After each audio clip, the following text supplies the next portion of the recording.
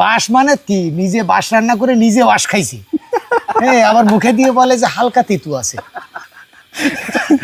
আপনার হাতে যে ঝাল দেখলাম ধ্যানে বসে বসে, ওর থেকে আর ঝাল হইতে পারে না। সুন্দরবনের বেলায়েত সর্দার ভাই ভাই আমাদের এখানে এসে আমাকে বলতেছে, ভাই আপনার রান্না হয় না। ভাই আমার রান্না কেন হয় না বলেন?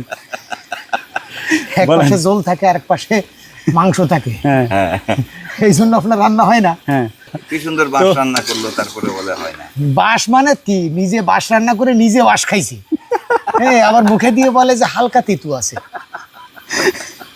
দুঃখের কথা কারে বলি, বাঁশও নাকি আমরা ঠিক মতো খাইতে পারি নাই। এই দেখেন সব মশলা আমি আস্ত তো দিছি। ভাই হচ্ছে নিজেই আজকে রান্না করতেছে, আপনাদের একটু ভাই দেখাই। একটা দেখেন 30-30 দেন তো ছোটখাটো। টেস্ট করা লাগবে না?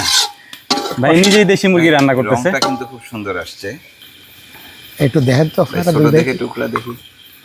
বাইরেই দেন, ভাই টেস্ট করুক। আমি তো অলওয়েজ টেস্টার। হ্যাঁ, এই জন্যই তো আপনাদের টেস্ট করেন। বিশাল। ছোট দেখে একটা দিন ভাই। আপনি তো সুন্দরবনে টেস্ট করেন না, হ্যাঁ, সবসময় বান্দরবনে টেস্ট করে দেন। টেস্ট করা যায়। লবণ ঠিক আছে কিনা দেখেন। তবে যেটা হয়েছে,